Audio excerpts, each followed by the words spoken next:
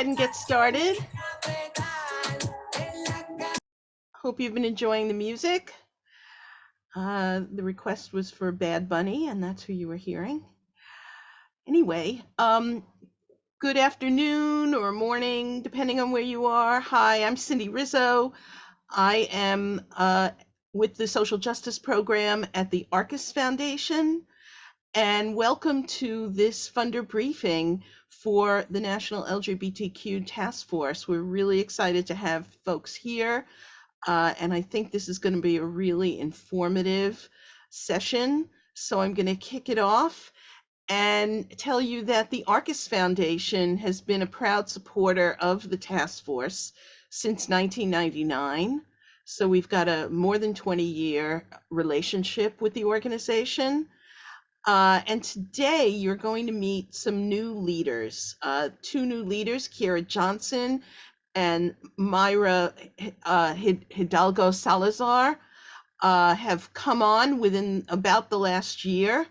And they are a dynamic team of two women that are leading the task force into this new era. And we're really excited to have you meet each of them.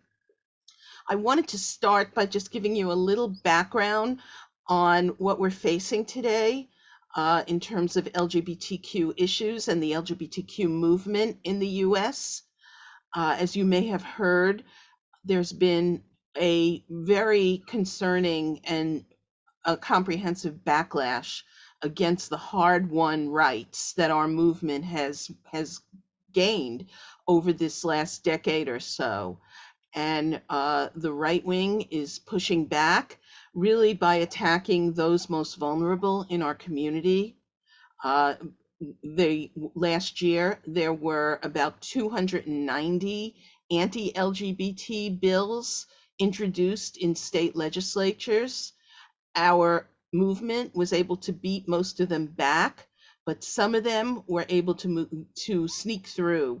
And you've probably heard in Texas, terrible legislation was passed in that state that that basically says that if parents of transgender children are seeking transition care for their children, they can be investigated by Child Protective Services as abusers.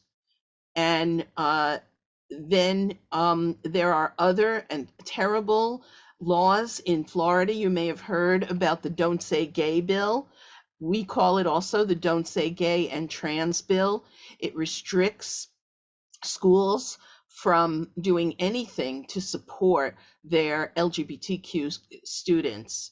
So if a child talks about their family of same-sex parents in the classroom, the teacher's response could make them liable. Other parents are being weaponized to file complaints against teachers that are basically just trying to keep their students safe. These are horrible, horrible pieces of legislation that, of course, attack our community, but are also attacking teachers, educators, librarians, in situations where there have been books banned in certain communities. So it's really an attack on our community at the center, but others are really also in their sights in terms of their liability and even criminal prosecution. And then on top of all of that, if that wasn't enough, we had the Dobbs decision by the US Supreme Court, which ended the constitutional protection nationwide for abortion access. And then the little postscript in Justice Thomas's concurring opinion that basically said, well, if we're going to overthrow and overrule Roe v. Wade, then let's take a look at some other decisions that were decided on similar grounds, including Lawrence v. Texas, which outlawed sodomy laws in the US, the Obergefell decision, which enabled same-sex marriages or marriage equality in the US, and even the Griswold decision from the 1960s, which permitted birth control in the US. So now everyone is in their sights and possibly under attack. And this is a really important time to be focused on an organization like the National LGBTQ Task Force. And that's because the task force has always had a commitment to those in our communities who are most pushed to the margins, and to really fight against these kinds of attacks against our community in both local, state, and national struggles. We're going to be talking quite a bit today about a new initiative that the task force is leading called Queer the Vote. And with the midterms coming up in November, it's a very important and timely initiative that really is defending not just the rights of LGBTQ people, but really our democracy as a whole. Because if this election goes one way, then there are many different communities that will be at risk, as well as democracy in the US. LGBTQ people make up about 10% of the voting bloc in the country overall. And it's the task force's objective to ensure that as many people in the community will vote as possible. You may have seen some polling that shows more and more young people are identifying as gender diverse and as lesbian, gay, bisexual, or pansexual. And so it's those young people that we need to really mobilize and engage around this midterm election, as well as the rest of the population of the community. Queer the Vote is a 501c3 initiative focused on education and mobilization, and not on the endorsement of any specific party or candidates. About 20% of LGBT people in the US are not registered to vote. And so getting them activated and focused on these midterms and the elections beyond is a very important goal of the task force and as of the movement as a whole, led by the task force. And we're going to be focused on some very critical major battleground states where really 1% of the vote can make a difference in the outcome. So that is all by way of introduction. I just want to say again that the task force is a core partner of ours at the Arcus Foundation, a long-term partner. And I will, with that, hand things over to my colleague at the Ford Foundation, Javier Valdez, to speak a bit about why it's so critical for other funders, for US funders, to invest in this organization. Javier. Thank you so much, Sydney. Good afternoon and buenas tardes. And thank you all again for joining us today for this funder briefing. Again, my name is Javier Valdez. My pronouns are he, him, él, and I'm currently the Director of Civic Engagement and Government for the United States at the Ford Foundation. I am so excited to join you all today to talk about the great work of the National LGBTQ Task Force and the incredible leaders, Kiera Johnson and Mayra Hidalgo Salazar. I want to first celebrate the fact that with Kiera and Mayra stepping into their roles, it is the first time in the organization's history that we have been led by two queer women of color. The two of them, plus the entire staff at the task force, are working daily to build power, take action that will lead to substantive change to achieve freedom and justice for LGBTQ people and their families. Since their inception in 1973, and yes, they will be celebrating their big 5-0 next year, the task force has been at the forefront of leading a movement for racial, economic, and social justice for LGBTQ people, and has been the progressive home for many in the movement. One thing that I appreciate about the task force is how they bring a broad and inclusive perspective to LGBTQ liberation that connects to other social change movements, either for reproductive justice, housing, immigration, and so many others. They have shown more than once that LGBTQ people exist at the intersection, and that is why we need to build a collective power to achieve liberation for all.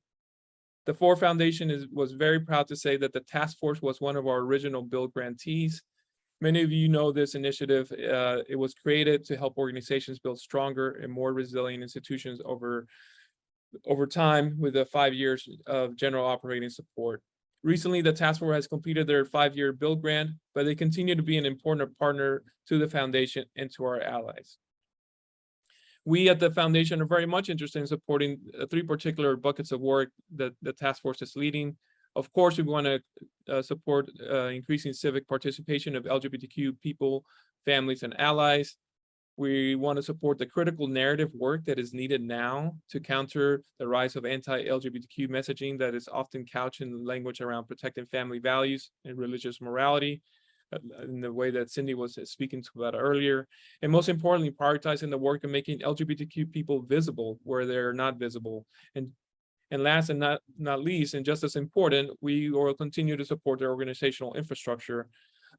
This very often invisible work is the work that happens that allows the task force to do the critical work around the world. The organizations that implement the new success metrics in order to assess the impact of the work have added capacity to sustain their programming, and at the same time, they're experimenting with organizational practice to reduce staff burnout. As you get to know Kiara and Mayra, you'll get to know a little bit more about the incredible leadership and what they've been doing there at the task force. The Ford Foundation recently has signed on to the Gutsy Pledge, joining other philanthropic institutions to increase their investment in trans communities. Recently, with the leadership of, you get to know my colleague Manuela Arciniegas, Lane Harwell, and many others here, my colleagues at the Ford Foundation, we have made a pledge over $10 million to grow the infrastructure needed to mount stronger defenses against anti-abortion and anti-trans laws and policies. All this would not have been able and doable without the leadership and thought partnership of the LGBTQ task force, in particular Kiara and Maya, 2 people that I hold very closely and we're happy to have as friends in the movement. So thank you so much for joining us today. Please continue to support the task force. They do incredible work, and we're very proud at the Ford Foundation to continue our partnership. Thank you so much, Javier. Good afternoon, everyone. My name is Manuela Arciniegas. My pronouns are she, hers, and I'm the program officer on Javier's team, the Civic Engagement and Government Program at the Ford Foundation. Today, it's my distinct pleasure to be in conversation with 2 incredible leaders in the LGBTQ movement, one of which I've personally known almost close to 10 years. So I'm very excited to see her stepping into this powerhouse leadership role, and I'm sure you will leave with the same impression. So I'll start by introducing our phenomenal leaders. Kiara Johnson is the Executive Director of the National LGBTQ Task Force. She first joined the task force in 2018 as Deputy Executive Director before being named Executive Director in 2021. And prior to that, she has served on the task force's Board of Directors and its National Action Council since 2010. Kiara is a national leader in reproductive justice, having previously served as the ED of URGE, United for Reproductive and Gender Equity, for over a decade. And she's also served on the boards of numerous foundations, including Groundswell Fund and the General Services Foundation. Mayra Hidalgo Salazar is the Deputy Executive Director of the task force.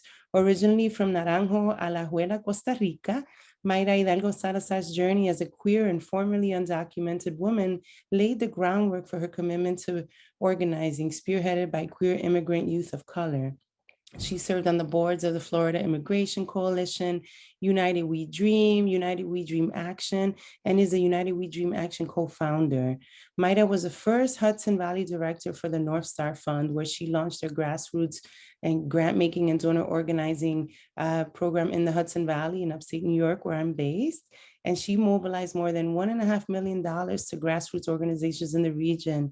And as a resident of this area, I cannot tell you what a change it has made for the social justice movement in a rural, largely rural location. So everybody, let's welcome Kiara and Mayra for our talk today. Yes, so before we get started, please note everyone that we have a Q&A for a few minutes left at the end of our session. And so please feel free to add your questions to the chat, and our team here will go about and documenting them, and we'll do our very best to answer all of your questions before we wrap up.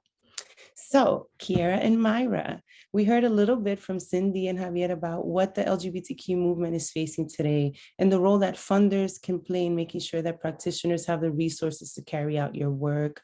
So to kick off the conversation, I was hoping you would get us started and sharing a little bit about what you're both seeing are the opportunities in the midst of what we're up against. So as you work to achieve LGBTQ liberation, what do you see are the biggest priorities in both the short and long term? Kiera, I don't know if you want to take feel free to jump in. Sure. Thank you so much. So glad we're able to do this together. Maybe next time we'll be able to do it in person.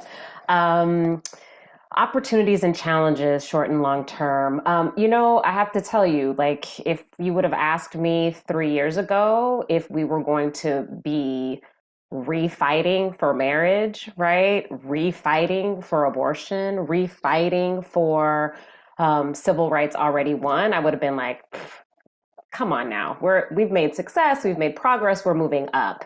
And the reality is that we're finding ourselves in that exact situation. Both Cindy and Javier mentioned earlier that with Dobbs, right, and that decision and what commentary came from some of the justices after that, it opened up a can of worms that I don't think any of us were expecting, which means in the short term, we have to shore up civil rights that we already won, right? We've got to protect marriage equality. We have to do the work to protect contraception. We have to do the work to protect the employment protections, some of the employment protections that have been won by LGBTQ people. And so, I don't think we saw ourselves spending energy, relitigating or reorganizing around things we already won. Cindy also mentioned we've got to work to get antiquated legislation off the books, like these sodomy laws, right? Like we thought that was a done deal. We weren't going to have to worry about it. It's old laws. Nobody's going to enforce that. And the reality is that they're being argued, right, on House floors right now, state floors. In addition to that, I would say, again, making LGBTQ people visible where we are not visible. When folks think about LGBTQ people, it is often raced white, right? It's often gendered male. The class ascribed is one of affluence. And while all of those characteristics, right, all of those identities do exist in the LGBTQ movement, our movement is as diverse as the rest of this country, right? And while people may think of ending conversion therapy or protecting gay marriage, queer marriage, same-sex marriage, marriage equality, people don't necessarily think about the unique impact of the prison industrial complex on LGBTQ people, or immigrant rights issues on LGBTQ people, or reproductive health, rights, and justice on LGBTQ people. And the reality is that the impact is often disproportionately heavier on queer people of color across the country. And so really focusing on how we center, right, our communities and remind people, right, that we are as impacted, even though folks aren't necessarily thinking about us when they're working on those issues. Thank you, Kiera, for lifting up the compounding impact specifically affecting LGBTQ people. Maida, what do you think are the biggest priorities in the short and long term? What comes to to speak more to this moment, right? We are living in this moment where LGBTQ people, we're growing in numbers, right? People are embracing who they are at younger and younger ages. And so the shape of the LGBTQ community is changing, right? And I just want to name that because we have an opportunity and a responsibility to rethink how we're engaging people, rethink how we are organizing queer people in this moment. And, in addition to making LGBTQ people visible where we're systemically invisibilized, there's a huge power building opportunity before us, right? Visibility of the same young people who are coming out at younger ages is making them a target of the right. It's not a coincidence that conservatives are targeting institutions of education, for example, because they're scared and they want to disconnect queer youth from our histories, from each other. So in terms of just a long-term priority, you know, at the task force, like power building across generations is really the bread and butter of our organization, and I think is really what is needed in this moment. Thank you for that, Maida. And I mean, many of us have heard that this conservative agenda has been decades in the making. There have been concerted efforts to really dominate the courts, to dominate those who are in power, in government, in law. And it's been, I think, at least a 50-year strategy, if not more. And so the fact, Kiera, that we're playing this defense and trying to regain ground that we didn't think we'd have to defend is will require a very unique and particular skill set.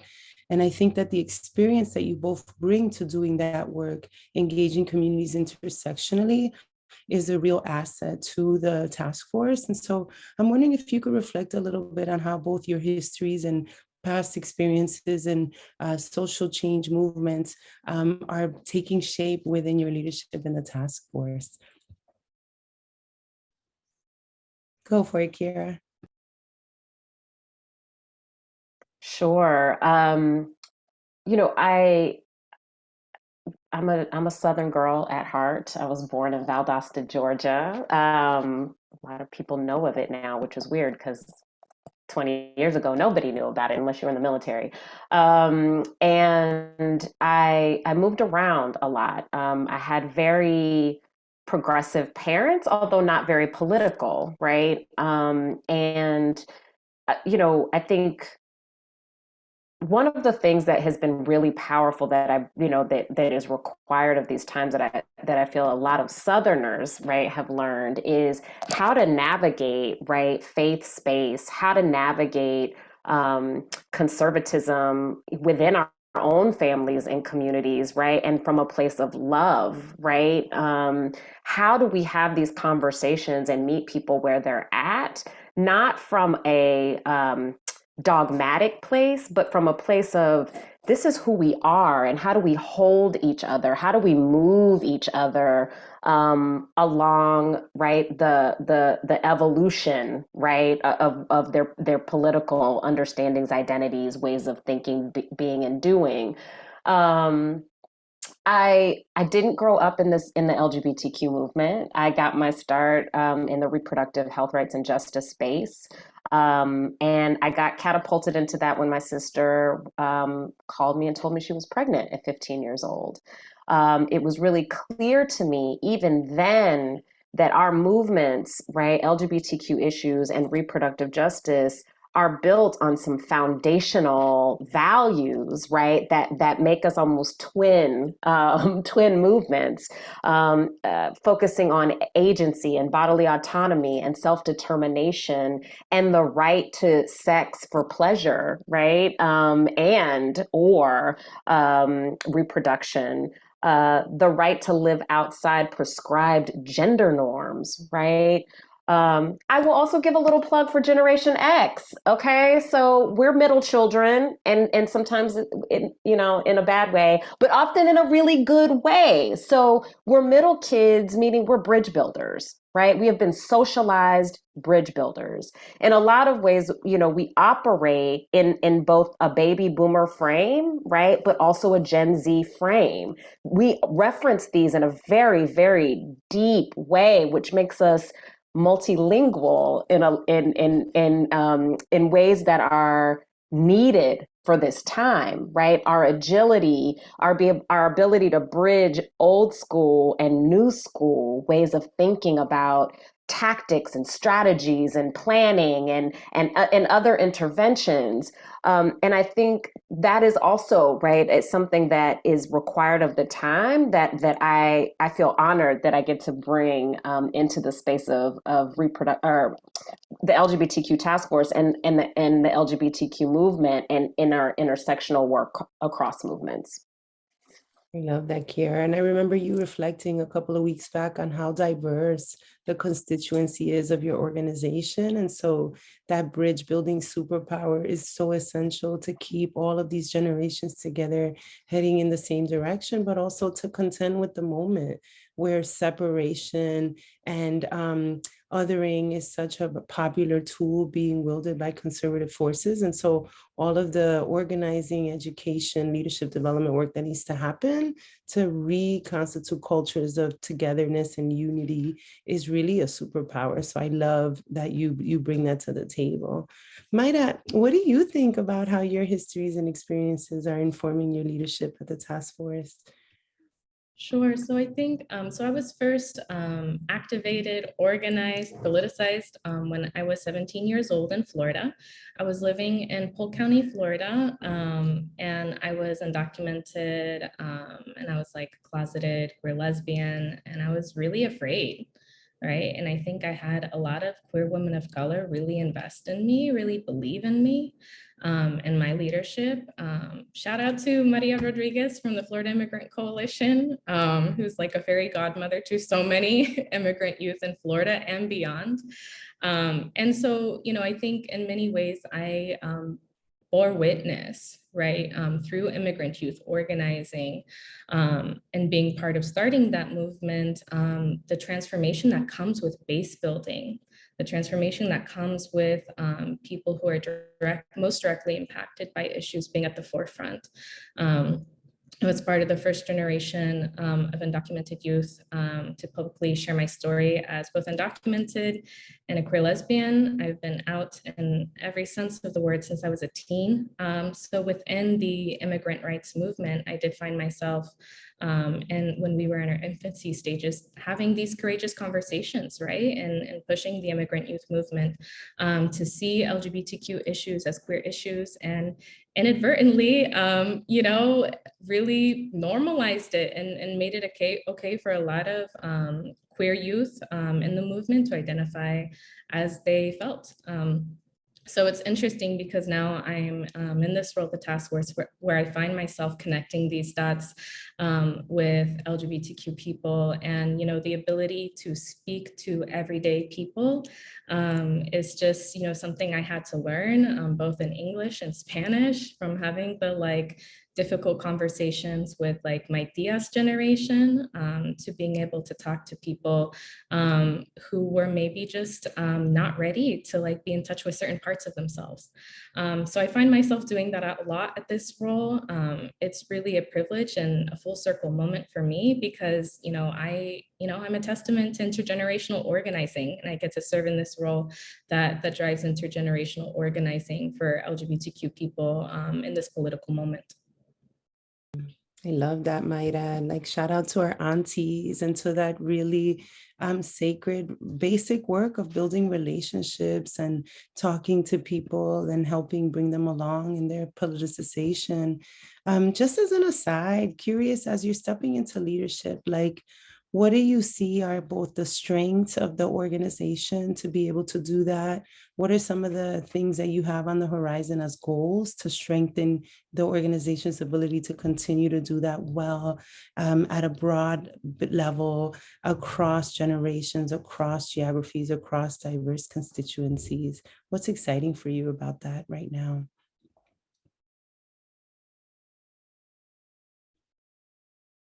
So I can jump in.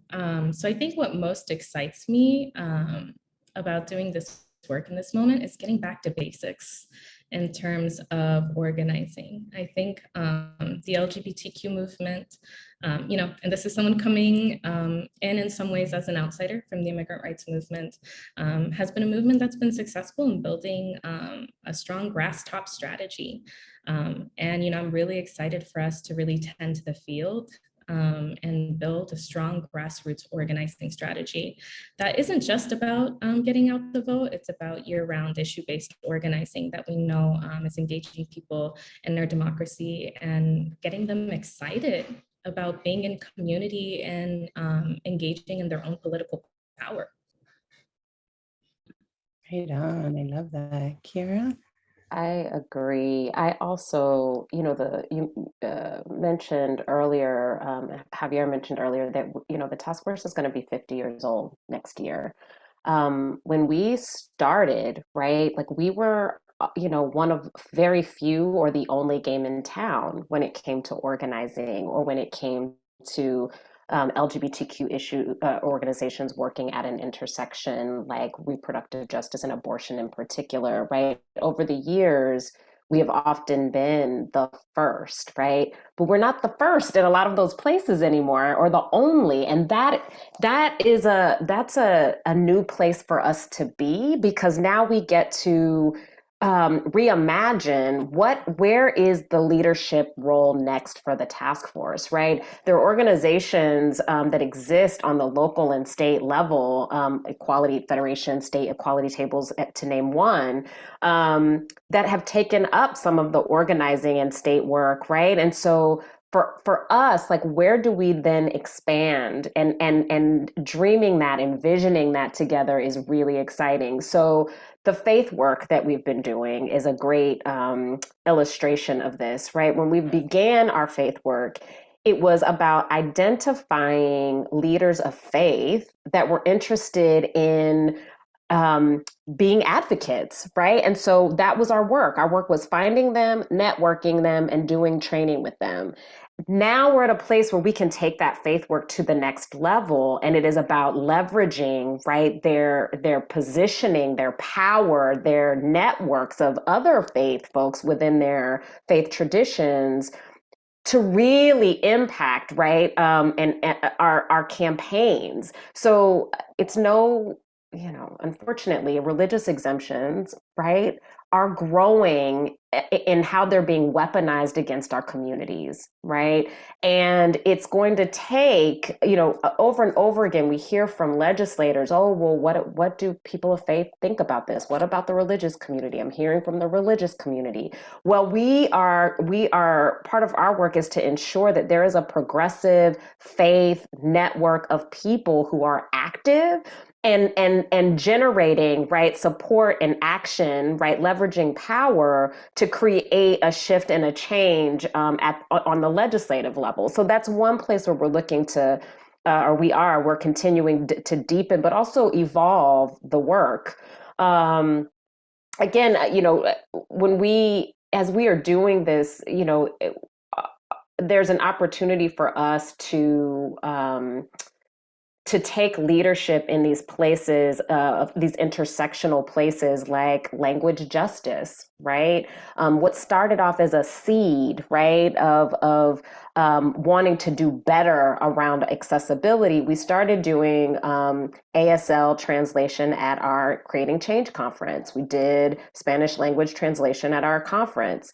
More and more people found out about it. More and more people came, which meant that work began to grow. And now our commitment has moved beyond making our conference accessible to making all, right, of our presentations accessible. And so that is threaded right through the organization's programs.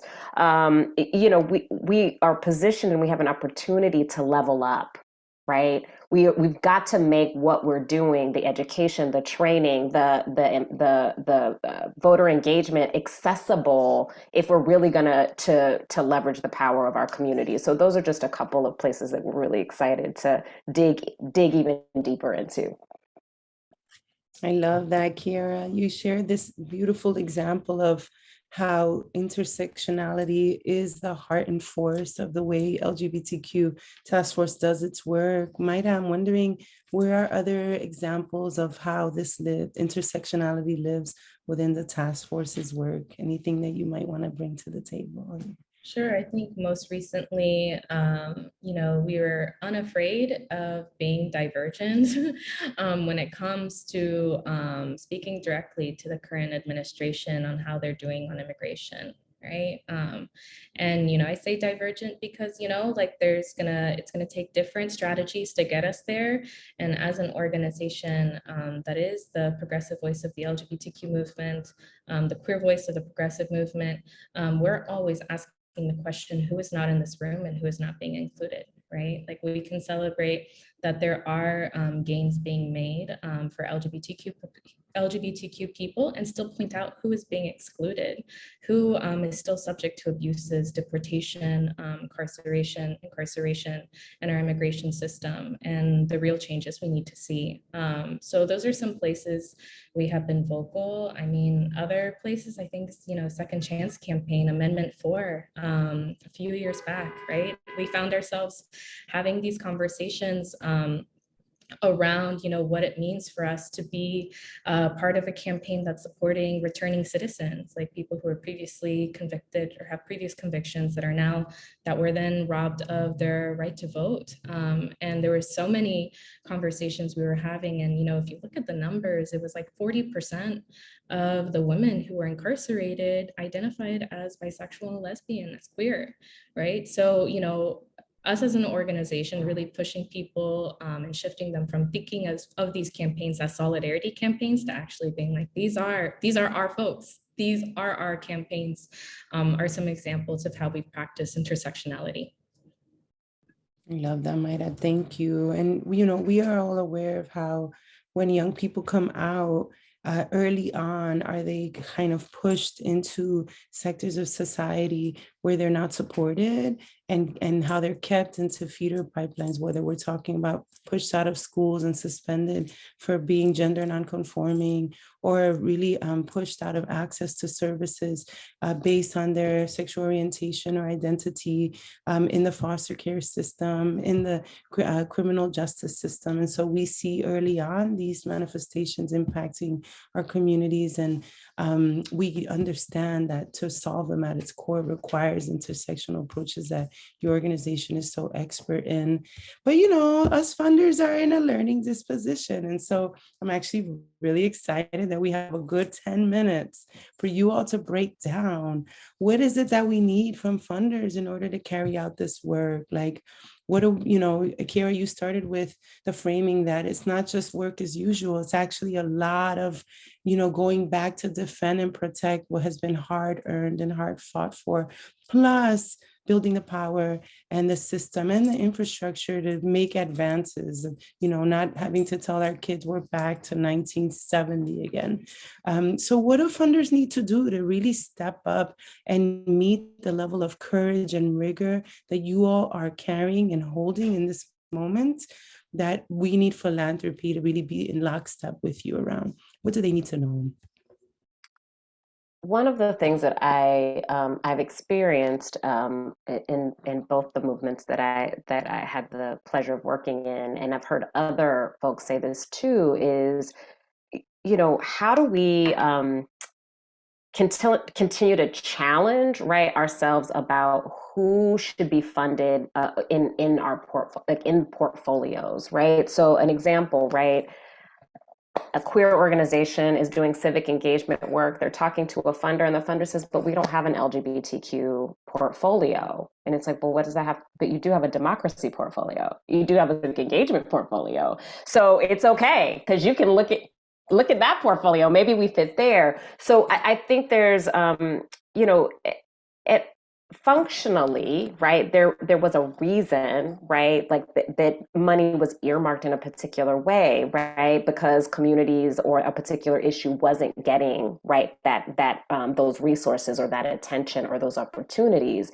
And so I see it as a both and, right? If we're really going, if funders are going to catch up with the work, right, and the strategies coming from the field, they've got to expand what they're thinking about when organizations are coming, right, and talking about different programs and who and how, right, they can fund folks beyond their constituency identity, right?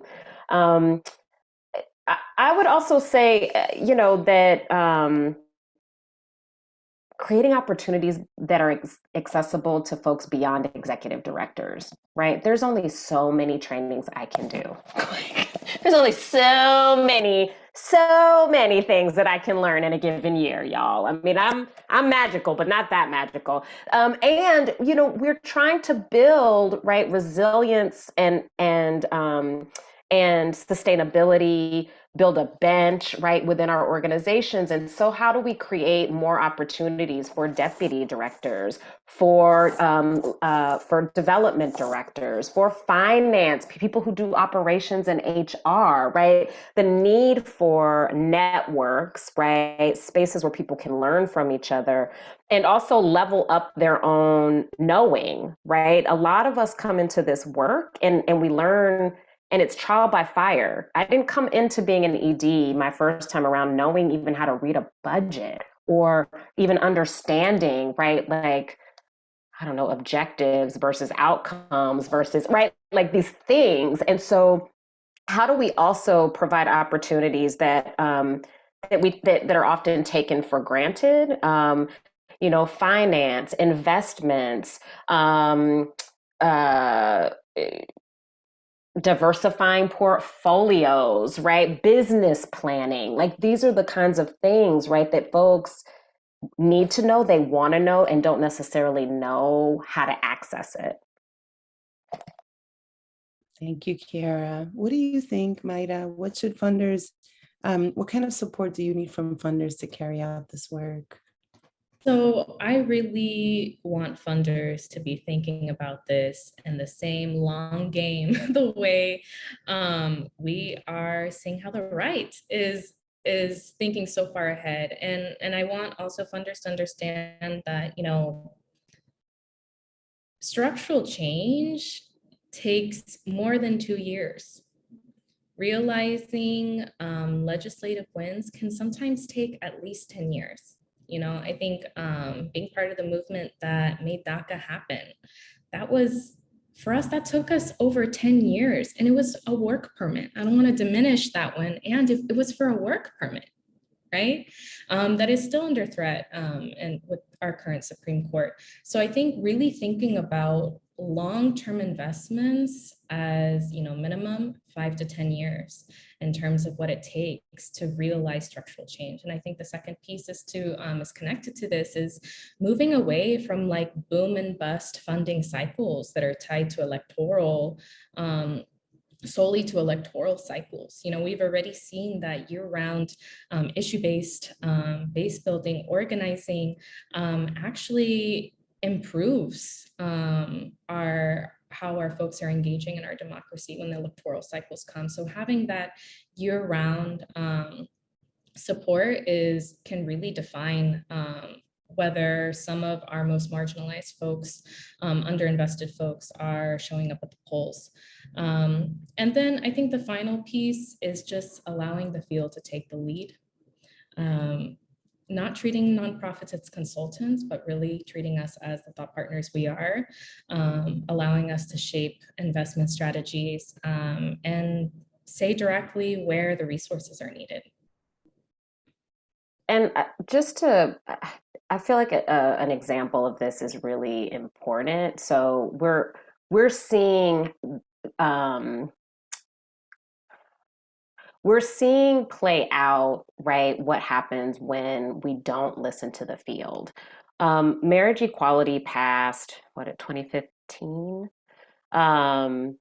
And the community was so excited, right? The community embraced that. We worked our butts off to see it through. But the community was also saying, there are other life and death issues that are critical to the survival and thriving of our communities. And after marriage passed, it's like so much money got sucked out of the movement, right? And what, you know, there's that saying, you know, your budget, right? It speaks your values, right? And so there was something, right? There was something that people who, you know, funders weren't listening to, right? About what is needed in the field, right? Like that there was something bigger, multiple things that needed attention, right? And we, you know, the field, for example, like organizing, was really defunded over the last 10 years, not just in LGBTQ movement, but across social justice movements. And we are feeling the effects of that right now. people were saying we needed it, right? But it wasn't as sexy as some other things, new things, shiny things, sparkly things that pulled interest, right? And I think part of that was because it takes a long time, right? It's not going to be like a year and you're going to see, right? Like we've changed the world. And so again, we've got to be paying attention in significant significant ways and be the thought partners like Maida was saying. Otherwise, we're really going to miss opportunities that we might not even feel the effects for 5, 10, 15 years later.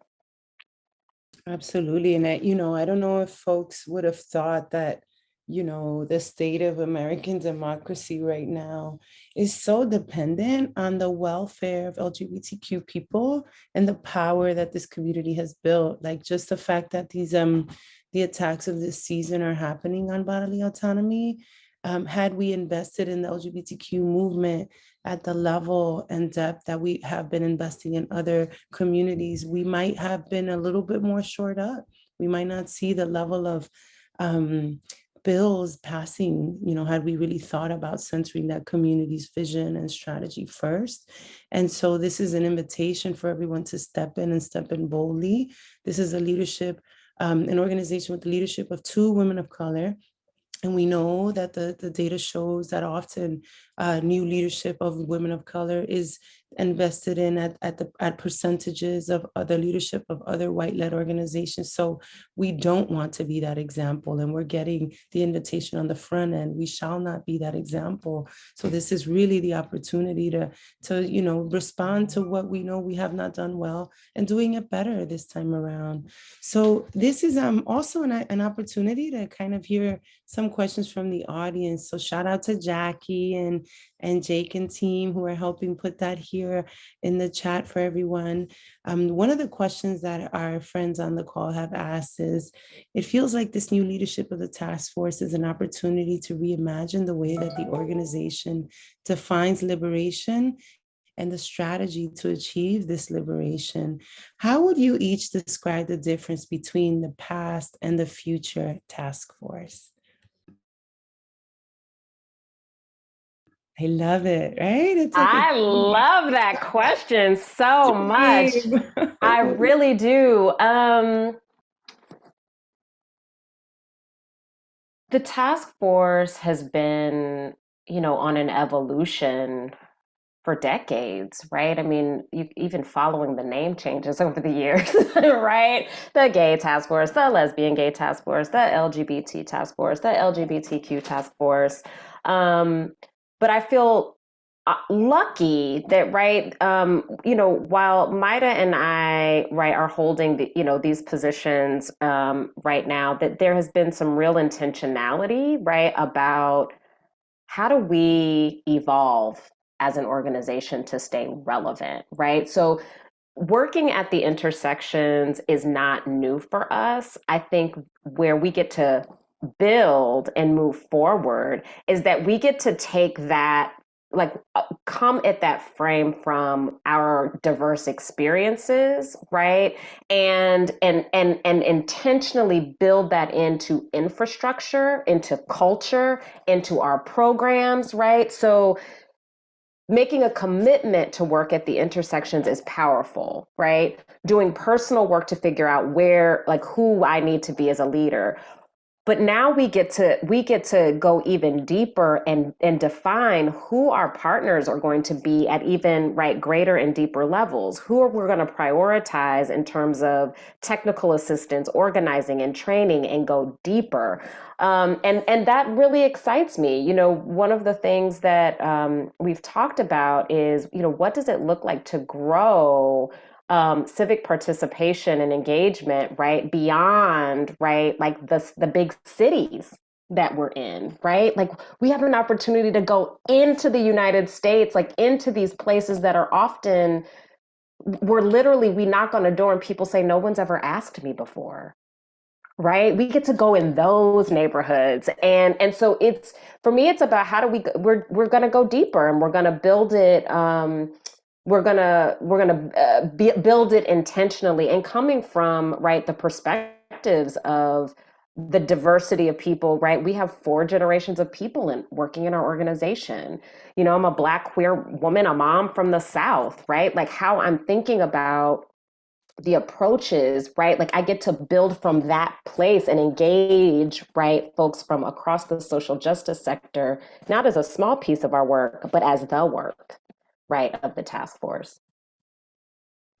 Awesome. What about you, Mayra? What's the difference between the past and future task force?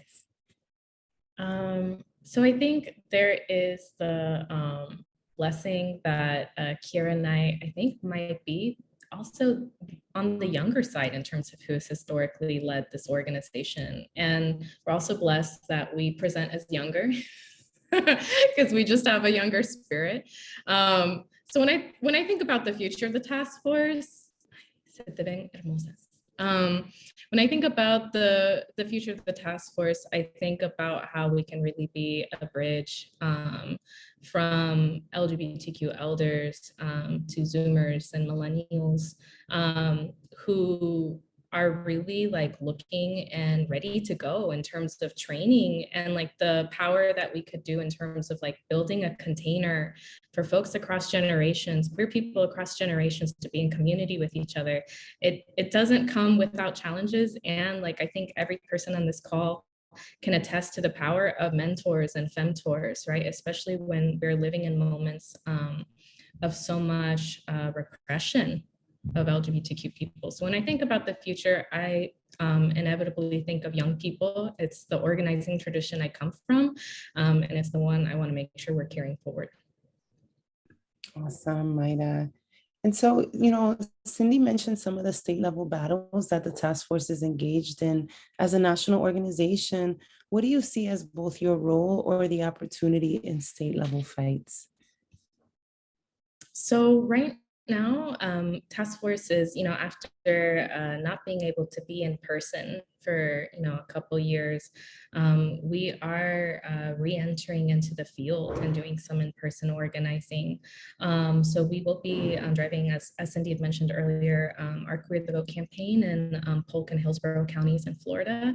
We're really excited about this because one, hopefully we're going to be able to be a part of getting our folks out to vote and supporting candidates who can mitigate some of the harms of Don't Say Gay. And two, we're going to be in areas that are underinvested in, where LGBTQ people may not even have like a gay straight alliance in their high schools, you know, like, so I'm really excited about that part of our work. And I'm also just really excited long-term, like the power building we're going to do, not just with encouraging folks to vote, but just creating more spaces for celebration and joy for our community, because I think especially after the past couple years we've had, it's a necessity.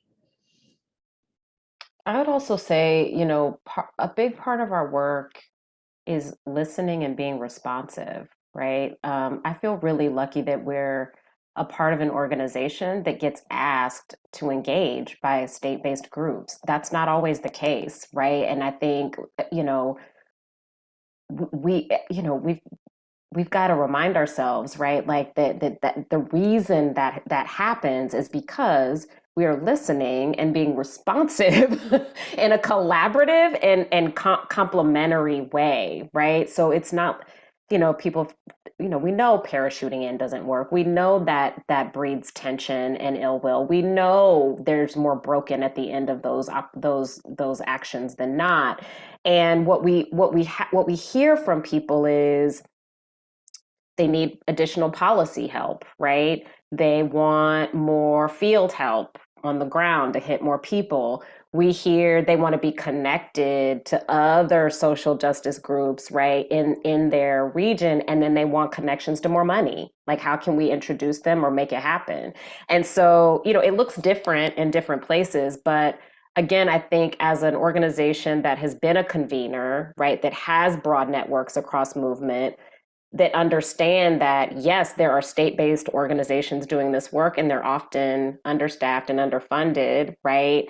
That there are ways for us to engage with integrity, right, towards, you know, bigger impact. And so what I'm excited about is having more capacity, space, and time to actually have those conversations and deepen those relationships to get us where we need to go. I love that, Kiera. And I love that you brought into the room again your Southern roots. I remember telling my partner, whenever I go home, I can tell I'm home because the mamas are cooking and they will touch pots with their hands. They do not use napkins. Like, they are not afraid of the fire. They will literally move hot boiling pots with their hands. And I'm like, she's such a pro, you know? And so this is part of the excitement of seeing you all at the helm here. You're not afraid of these hot moving pots. So I'm really excited to see what's to come for the new leadership of National LGBTQ Task Force, and actually for us funders who are open to being in partnership with brilliant emerging leadership. I really hope that folks will, take advantage of the invitation to be on your team. And so in closing, what keeps you going in this work? Anything you want us to leave with that we can hopefully also carry forward throughout our day and our 10 years here in philanthropy? On a professional level, it's really being able to see people and talk to people and strategize in person again. It really fuels me.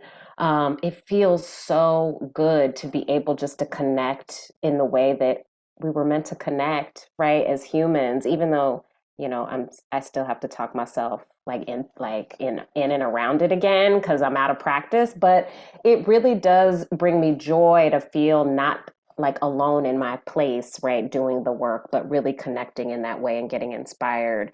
Personally, I am the mom of 3. One of them is, I'm a bonus mom, and a parent of 2 and a bonus mom, and they keep it real. I've got an elementary school kid, a middle school kid, and a high school kid. And I can't get too big for my britches because they are not having it, and they're super fun, and I'm really grateful that I get to learn from them too. Thank you, Kiera. Maida? I'm gonna try to share this without ugly crying, but my mom, the Maida, the OG, totally keeps me going. I mean, she grew up in a very traditional town in Naranjo, Alajuela, Costa Rica, and same with my father. I've seen them go through. I've had a front seat, right, to their political education journey, and now they're these super advocates. To the point where it's a little embarrassing, they're just always ready to defend me. And that keeps me going because I think there's so many narratives that disrupts in terms of Latinx parents and our orientation to our LGBTQ children. I think it's through their love, right, that they've been able to grow and accept and celebrate me. And that keeps me going because, man, I don't know if you've ever been to San Roque, Alajuela, Costa Rica, but that's a completely different context they had to grow from. So that gives me hope. Fantastic. And so with that, everyone, we just want to thank you for joining us on the call.